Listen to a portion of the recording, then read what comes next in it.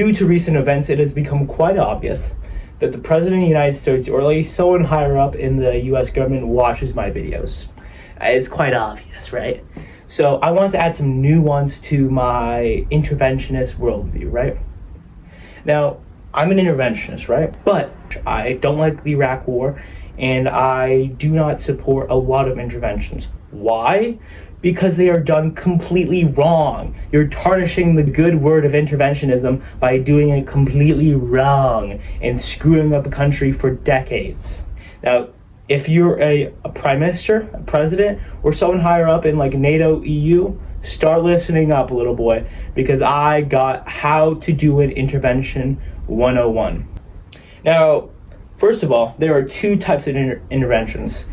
A limited intervention and an unlimited intervention. A limited intervention is one where you have limited goals. So it could either be driving an invader out of a country, like if we intervene in Ukraine, our limited objective would be to get Russia out of Ukraine. Limited, right?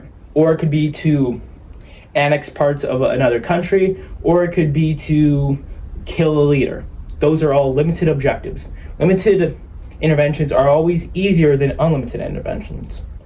Now, unlimited interventions where you have an unlimited goal, aka this is usually applied to regime change or total annexation of an entire country, right? This is where there's so many moving parts and it's unlimited goals, right? Now, these are very hard to pull off, but thankfully you have me to show you how. Step 1 in regime change. Only use military intervention to change a regime when there's visible opposition to the regime. As we saw in Iran, there was extremely visible, violent opposition to the government in January, didn't intervene, and now we're intervening now, and now no one's rising up. There's no visible opposition. So instead of trying to create opposition by military intervention, intervene when there is opposition to help that opposition. This is what we did in Libya. There was an uprising in Libya against the Gaddafi regime because they all hated him, and they're about to be crushed, and then NATO, with permission from the UN, so it is internationally legal, came in and bombed Gaddafi out of power. Perfect.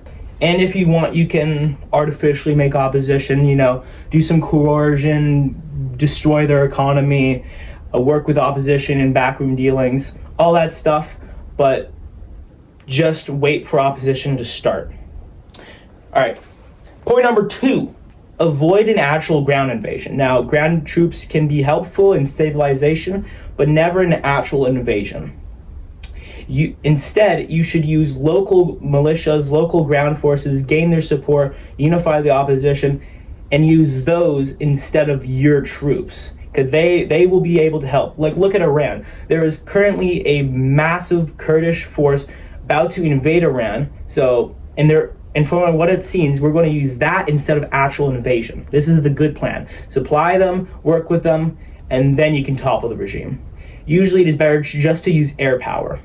Point number 3, unify the opposition. This is how you prevent civil wars. If you had a fractured opposition only content on one thing, then you're probably going to have an unstable country afterwards. So you have to unify the opposition, work with all of them, and give them all concessions, right? And another thing you should do is pardon regime loyalists. If they defect, or even if they worked for the regime and helped them, pardon them. You do not want another pro-regime uprising after you kicked them out, and you do not want an insurgency. So just pardon them all, let them go their ways. Maybe spy on them a bit. And last but not least, point number 5, work with your administration that you propped up in the country. You have to open this country up to the world. You have to add them to global institutions, have an FTA with them, add them to trade organizations.